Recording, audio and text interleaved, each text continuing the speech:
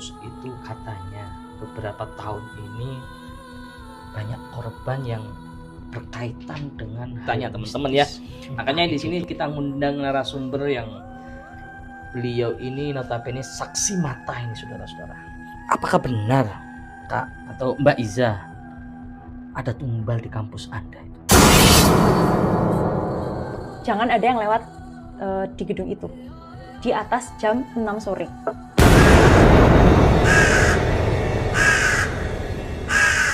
Terus ternyata dia kayak ditampakin sama sosok baju merah.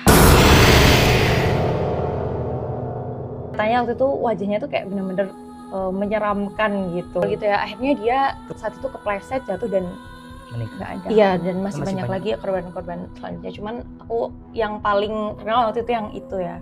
Sampai akhirnya aku ngalamin sendiri.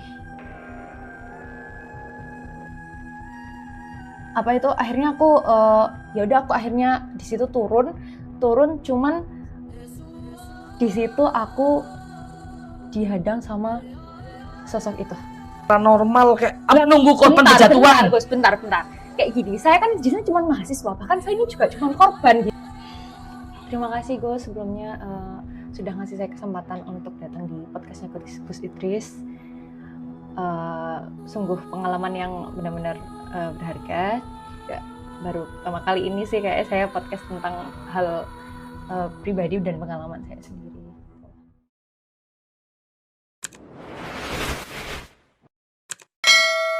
Assalamualaikum warahmatullahi wabarakatuh.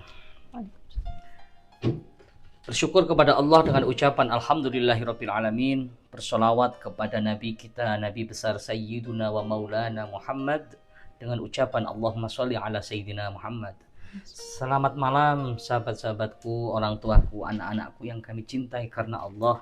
Semoga malam hari ini Allah turunkan rahmat sebanyak-banyaknya bagi kita. Yang sakit semoga Allah angkat penyakitnya. Semoga Allah panjangkan umur kita, Allah lapangkan rizki kita, Allah mudahkan semua urusan kita, dan Allah kabulkan semua hajat-hajat kita. Amin ya Allah ya Rabbal Alamin. Alhamdulillah, saudara, malam hari ini kita kedatangan narasumber yang luar biasa, milenial banget nih, namanya Mbak Iza. Assalamualaikum Mbak Iza. Waalaikumsalam. Sehat ya Mbak Iza ya? Sehat Gus, alhamdulillah. Ini saya manggilnya apa ini? Teteh, Mbak, Kak, atau Neng? Mbak aja. Oh Mbak aja ya? Iya. Karena di Jawa Timur itu biasanya Mbak ya. Iya. Kalau di Jawa Barat itu Teteh, Neng gitu ya. Diam, kameramen, jangan ikut-ikutan ini. Ini formal ini. Biar kayak yang lain-lain podcast. Mbak Iza. Iya. Ini yang membuat saya itu kepingin banget ngundang di podcast saya ini. Jenengan kan viral saat ini di kampus, ya kan?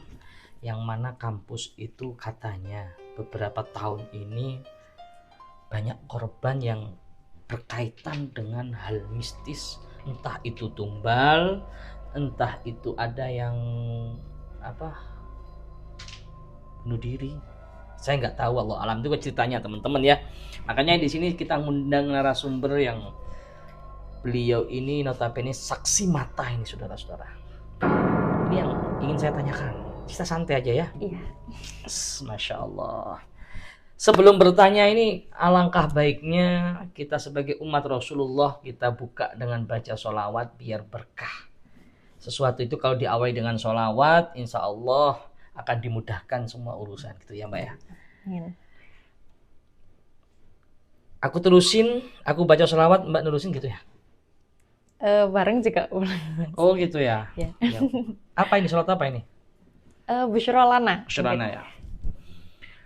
Busyra lana nilnal muna zalal ana wa falhana wadahru anjaza wa'adahu والبشر أضحى معلنا بشرى لنا نلنا المنى زال العنا وفالهنا والدهر أنجز وعده والبشر أضحى معلنا. يا نفس طيبي باللقاء يا عين قري أعينا هذا جمال المصطفى أنواره لاحت لنا. يا طيبة ماذا نقول وفيك قد خلى الرسول وكلنا يوجي وصول لمحمد نبينا.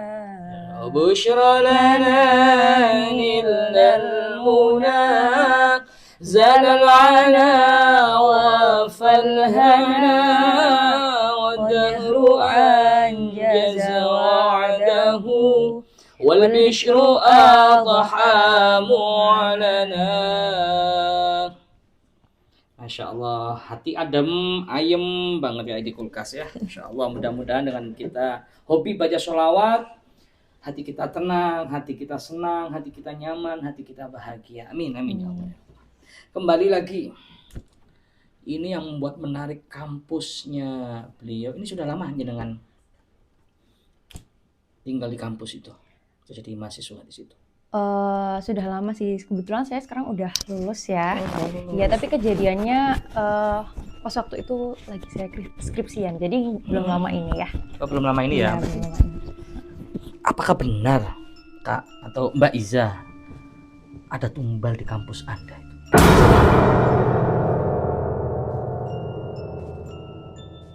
Apa atau cuma rumor itu? Benar memang Benar ada, iya, memang ada kejadian. Jadi ini kita cerita dari awal aja ya, awal mulanya. Jadi saya kan dari Malang. Nah, kebetulan saya waktu itu kuliahnya di kampus, kita sebut kampus A aja ya. Nah, di kampus A ini, kampusnya ini termasuk salah satu kampus ternama di sana. Waktu itu saya lagi skripsian nih, lagi ngerjain skripsi ya, karena semester akhir. Jadi akhirnya sering lah itu lembur. Iya, lembur di kampus gitu. Ada asramanya nggak di situ? Ada asramanya, iya ada. Gitu. Ada asrama, cuman waktu itu kebetulan saya di kosnya. Tapi masih area kampus itu ya? Iya, masih lumayan dekat sama kampus. Cuman waktu itu kebetulan ternyata di kos saya tuh lagi mati lampu, jadi otomatis wifi segala macam itu mati gitu. Akhirnya otomatis saya harus ngerjain skripsi itu, ngelanjutin itu di kampus posisinya. Ya terus? Gitu. Terus itu kejadiannya waktu itu dari saya mulai itu berangkat siang ke kampus. Awal-awal itu masih ke perpustakaan dulu untuk cari-cari jurnal, apa bahan-bahan buat skripsi. Terus setelah itu saya cari tempat yang enak lah gitu buat ngerjain skripsi. Nggak terasa itu sampai udah malam gitu sih di situ. Nah, jam berapa ya? Kira-kira itu sebenarnya malam, tapi nggak malam banget ya, kayak jam 8-an gitu sih jadinya. Jam 8-an itu, terus kayak udah ngerasa, oh ternyata udah malam nih, udah lumayan sepi ya kampus jam segitu, karena emang jam segitu udah lumayan sepi. Jadi akhirnya aku memutuskan buat pulang gitu. Nah, tapi sebenarnya di kampus itu ada satu kayak pantangan gitu. Kalau misalkan di atas jam 6 itu ada satu gedung ya, kita sebut aja gedungnya gedung B, yang dimana kalau di situ jangan ada yang lewat di gedung itu di atas jam 6 sore.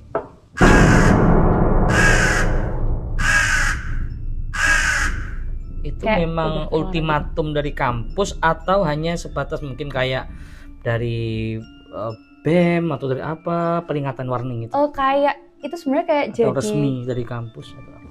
Nggak resmi sih sebenarnya, kayak apa ya namanya, urban legend gitu mungkin ya, gitu. Kayak cerita-cerita dari kebanyakan mahasiswa gitu. Jadi kayak jangan sampai ngelewatin itu di atas jam 6 malam. Apa warningnya kalau ngelewatin dari lebih dari jam 6 katanya?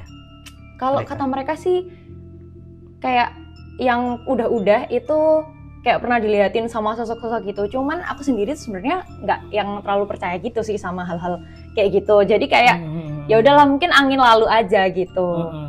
Nah tapi akhirnya pas waktu itu kejadiannya ternyata emang ya terjadi beneran gitu saat itu. Berarti memang kejadian apa coba? Kejadian apa yang sudah terjadi? Sebelumnya sih yang udah terjadi ini bukan di diri aku sendiri ya. Sebelumnya kan kayak udah pernah dengar cerita. Itu dari teman-teman, beberapa teman-teman itu ada yang cerita kalau misalkan mereka pas waktu itu ya sama kayak gitu, mereka lewat di gedung itu, terus kemudian awalnya kayak mereka tuh sendirian gitu, terus abis itu ketemu sama tiba-tiba kayak hawanya berubah gak enak dan itu sendirian? Iya, dia pas waktu itu sendirian. Yang korban yang pertama kali ini dia tuh cowok kebetulan. Nah jadi dia tuh sendiri di kampus, kayak cowok kan emang ngerasa ini ya mungkin kayak berani aja gitu ya, tapi jadi akhirnya dia ya waktu itu sendiri, terus abis itu hawanya dia udah mulai nggak enak dan terus ternyata dia kayak ditampakin sama sosok baju merah.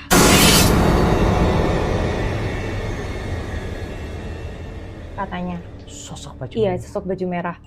Awalnya dia ngerasa kayak di belakang tuh kayak ada yang ngikutin. Ini gitu, kayak ada yang ngikutin gitu. Terus setelah ditoleh kayak nggak ada gitu kan. Terus akhirnya dia lanjut jalan dan tiba-tiba di depan itu langsung ada sosok baju merah ini dengan katanya waktu itu wajahnya tuh kayak bener-bener menyeramkan gitu. Terus kaitannya dengan tumbal?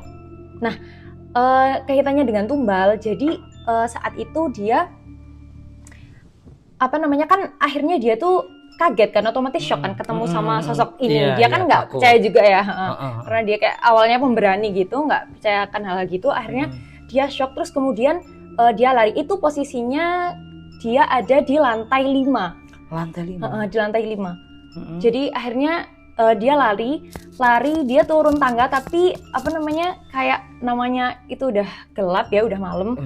Dan orang yang keburu-buru tuh gimana sih, pasti akan nggak terkontrol. Iya, nggak terkontrol gitu ya. Akhirnya dia saat itu kepleset, jatuh dan meninggal. Nggak ada. Masih banyak lagi. Iya, dan masih banyak lagi korban-korban selanjutnya. Cuman aku yang paling terkenal waktu itu yang itu ya. Sampai akhirnya aku ngalamin sendiri. Lah ini yang menarik Mbak Isa. Kesaksian diri Mbak Iza sendiri yang mengalaminya langsung ketika habis garap skripsi itu, tugas itu tadi sampai tengah malam, nggak ada siapa-siapa, dan itu apa yang Anda lihat dan Anda alami di situ? Iya, jadi saat itu maaf ya, koreksi, ini nggak sampai tengah malam sebenarnya, cuma gitu jam ya? 8 ya tadi. Jam 8 ya, jam 8 ya. Ya. Jadi pas waktu itu kan saya udah sadar kalau misalkan kondisi kampus sudah lumayan sepi ya. Akhirnya keluar dari ruangan perpus itu, baru dapet 5 langkah ya mungkin. Terus kayak tiba-tiba ada yang manggil gitu kayak Iza.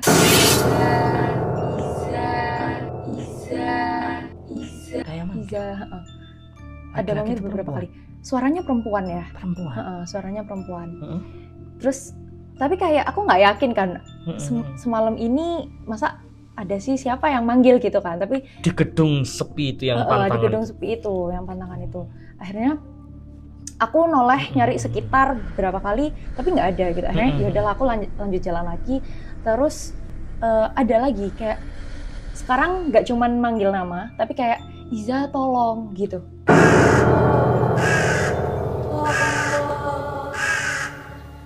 Minta tolong. Iya, denger jelas tolong. Itu. Denger jelas banget gitu. Terus gimana? Terus akhirnya aku kayak siapa nih minta tolong gitu kan kondisinya sepi ya, kasihan juga kan kalau nggak ada yang nolong, siapa tahu aku jadi di kamar mandi atau gimana gitu kan. Akhirnya aku coba nyari di sekeliling, itu posisinya perpus ini ada di lantai 5 sama kayak cerita yang cowok tadi gitu.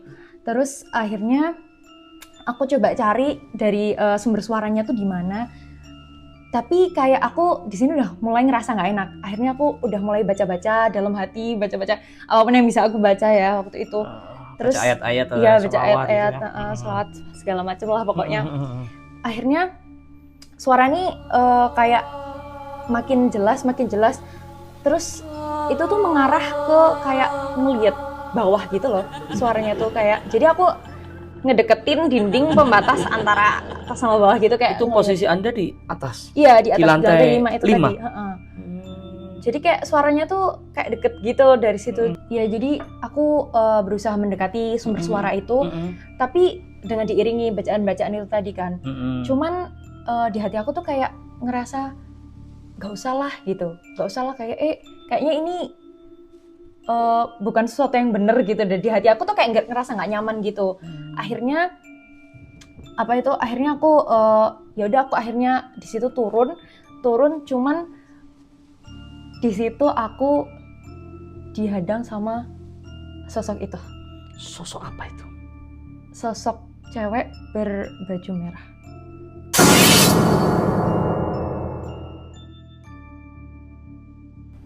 Cewek baju merah. Mukanya bener-bener kayak kelihatan hancur gitu sih, tapi dia lumayan ketutupan rambutnya gitu. Terus kemudian ketika ketemu sosok dihadang itu, apa yang Anda lakukan? Kayak pasti pertama kali nge-freeze gitu ya, nggak bisa kayak mau gerak, mau ngomong itu kayak nggak bisa. Keluh tapi lidah ya? Iya, keluh banget. Takut lidah. ya? Takut banget. Terus setelah itu kejadian Anda takut, apa yang terjadi? Tapi aku tetap baca-baca di dalam hati, terus akhirnya aku gimana caranya coba memejamkan mata. Paling nggak lama setelah itu, sepersekian detik, terus aku buka mata dan dia udah nggak ada lagi. Dari situ aku langsung lari ke bawah, turun ke bawah. Aman tapi ya? Iya, tapi alhamdulillahnya aman ya. Mungkin itu dari pertolongan Allah tentunya saat aku baca-baca tadi. Itu sih, itu benar-benar di luar nalar aku ya, yang aku sebenarnya nggak pernah percaya, nggak pernah ketemu langsung, tiba-tiba kayak gitu. Berarti berkahnya bacaan-bacaan itu, Allah sengaja menggerakkan jenengan ya, menyelamatkan situ. Andai kata nggak baca-baca, bisa jadi terjadi korban seperti yang sama itu. Wah, luar biasa. Ini mohon maaf banget sebelumnya, beribu-ribu maaf yang tiada batasnya. Berarti sampai saat ini korban apakah terus di kampus itu? Jujur iya. Iya, jujur iya, sampai sekarang masih ada. Ini mohon maaf sebelumnya, maaf banget ini Mbak Iza. Sudah tahu jenengan yang mengalami kejadian itu, dan sampai saat ini katanya Anda masih berkelanjutan korban itu. Kenapa nggak ada tindakan dari jenengan untuk datang kepada yang ahli, misalkan maaf ke kiai atau ustadz, atau paling nggak paranormal, kayak apa, nunggu korban berjatuhan? Bentar. Kayak gini, saya kan izinnya cuma mahasiswa, bahkan saya ini juga cuma korban gitu loh. Loh, kenapa Anda emosi? Apa? Tanggung jawab saya apa buat manggil-manggil orang kayak gitu? Harusnya pihak kampus nggak sih yang kayak gitu? Tapi kan Anda mengalaminya. Anda di sini mengalaminya. Kenapa nggak ada kemanusiaan sedikit aja sih? Tapi kan saya juga korban di sini gitu loh. Karena masalah gaib ini susah dibuktikan kalau nggak ngalami sendiri lah. Jenengan yang mengalami sendiri harusnya datang ke ahlinya dong, ke kiai, ustadz, atau paling nggak paranormal. Tapi kan harusnya pihak kampus tuh tahu gitu loh, kalau sampai udah memakan korban, harusnya tuh mereka juga bertindak gitu loh. Tahu itu kampusnya? Iya, pasti tahu. Pasti mereka tahu pihak kampus. Tapi tuh. Kan cuman mungkin kayak ditutupin gitu aja gitu loh. Atau mungkin mereka nggak percaya hal gaib, dikira itu kecelakaan murni atau apa, kan bisa jadi. Sedangkan jenengan yang saksi dan merasakan di sini gitu, mengalami gitu loh. Ya mungkin sekarang Gus bisa mencoba untuk mengklirkan masalah ini di kampus ya. Ya lihat nanti lah ya, insya Allah ya. Oh iya Mbak, karena keburu malam juga ya.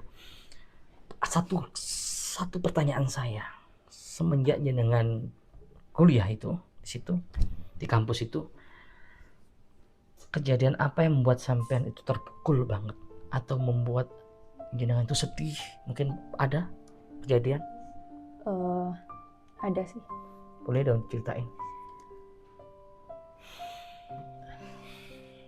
Jadi setelah saya mengalami hal itu sendiri, mungkin dapat 2-3 bulan setelah itu, teman dekat saya di kampus juga mengalami kejadian itu.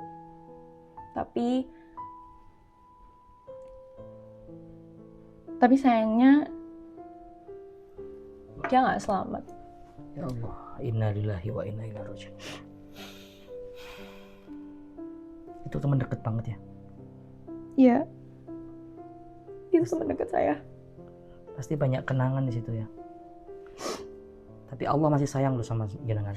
Jenengan meskipun mengalami hal itu, Allah masih memberikan kesempatan. Yakin, la yuqaddiru syai'an illa li hikmah. Tidak ada takdir Allah meskipun menyakitkan hati kita, melainkan illa li hikmah, ada hikmahnya. Iya, semoga aja.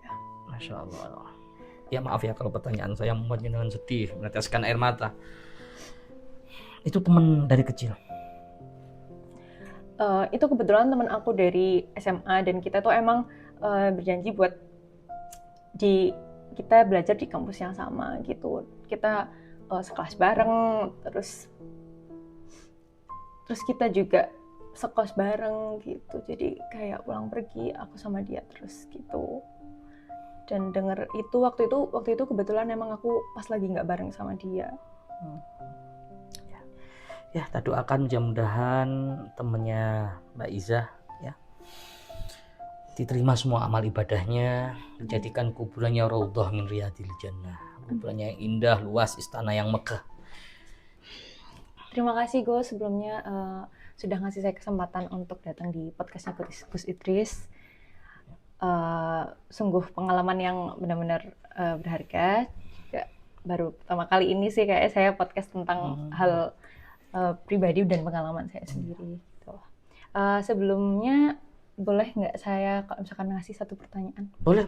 Nanyakan satu Boleh, pertanyaan. silakan. Ya. Jadi sebenarnya apa emang bisa hal gaib itu membahayakan nyawa seseorang gitu? Karena kan sebenarnya mereka tuh gaib gitu loh, hal gaib, tapi bisa membahayakan orang yang nggak gaib gitu, maksudnya orang yang benar masih hidup gitu. Ya. Di zaman Rasulullah sendiri pernah terkena sihir, di situ kan hal gaib. Ada salah satu orang terdekat Rasulullah yang membantu besi-besi di rumahnya. Itu mengambil rambutnya Rasulullah, ditaruh di suatu sumur.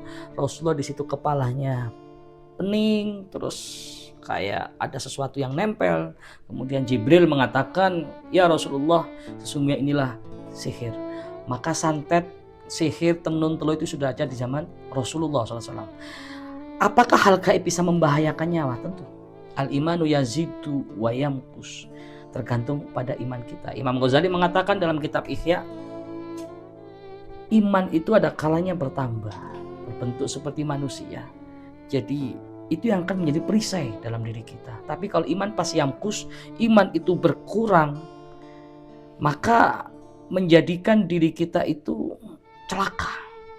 celaka dunia maupun akhirat. Contoh, banyak dong mereka yang bersekutu dengan setan, dengan hal iming-iming pesugihan, banyak banget itu, sampai menumbalkan orang-orang yang dicintai. Itu ada, itu ilmu setan kan gitu, aliran setan, apa istidraj namanya, di situ istidraj.